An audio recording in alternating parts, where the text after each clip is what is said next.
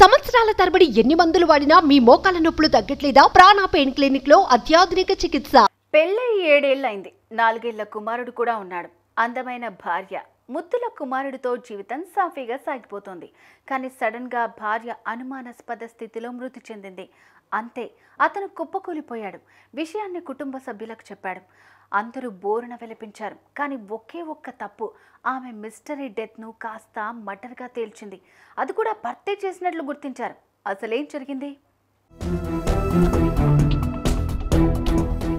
కర్ణాటకలోని చిక్మంగళూరు జిల్లా మూడిగెరె తాలూకా దేవవృందంలో నివాసం ఉంటున్న దర్శన్కు 7 ఏళ్ల క్రితం శ్వేతతో వివాహమైంది. వీరికి 4 ఏళ్ల కుమారుడున్నాడు. దర్శన్ బెంగళూరులో ఓ ప్రైవేట్ హాస్పిటల్లో ల్యాబ్ టెక్నీషియన్గా పనిచేస్తున్నాడు.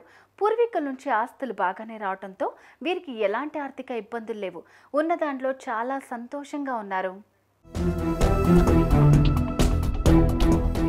పెళ్ళైన కొద్ది కాలానికే వీళ్ళిద్దరూ యశ్వంత్పూర్కు షిఫ్ట్ అయ్యారు. కాగా 4 రోజుల క్రితం దర్శన్ శ్వేతలు దేవవృందంకు చేరుకున్నారు. అక్కడ రాత్రంతా తన అత్తమామలతో మాట్లాడింది శ్వేత. తర్వాత భర్త పిల్లాడితో కలిసి రూమ్లో పడుకుంది. ఇంతలోనే ఏం జరిగిందో కానీ రాత్రికి రాత్రే శ్వేత మృతి చెందింది. కంగారు పడ్డ దర్శన్ విషయాన్ని కుటుంబ సభ్యులకు చెప్పాడు. గుండెపోటుతో శ్వేత మరణించింది అని చెప్పాడు.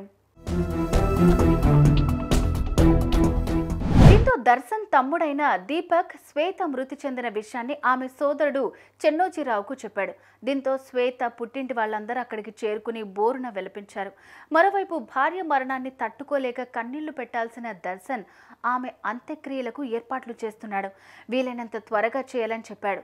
దీంతో అనుమానపడ్డ శ్వేత తల్లి అసలెందుకు అంత్యక్రియలకు తొందర పెడుతున్నారని ప్రశ్నించగా వారి నుంచి ఎలాంటి సమాధానం లేదు.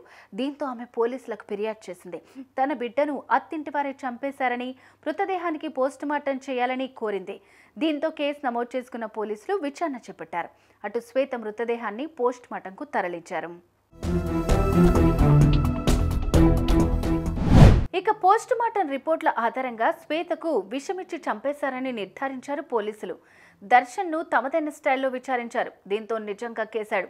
తాను విషంతో కూడిన ఇంజెక్షన్ ఇచ్చినట్లు, అందుకే శ్వేత మరణించినట్లు చెప్పాడు. అయితే ఎందుకు శ్వేతను చంపాల్సి వస్తుంది అని అడక్క తనకు తన కొలీగ్తో వివాహేతర సంబంధం కొనసాగుతోందని, అందుకు శ్వేత అడ్డుగా ఉన్న కారణంగా ఆమెను తొలగించుకోవటానికి చేసిన ప్రయత్నమే ఆమె హత్య అని అంగీకరించాడు. దీంతో పోలీసులు అనుమానాస్పద మృతిని కాస్త మర్డర్గా మార్చారు. వివాహేతర సంబంధాలు కుటుంబాలను కూల్చేస్తున్నాయి. 7 అడుగులు వేసిన భాగస్వామినే చంపేస్తున్నారు. క్షణిక సుఖాలను కోరుకుని చేయకూడని తప్పులు చేసి జైలు పాలవుతున్నారు. ఇదిగో ఇలా దర్శన్లాగా.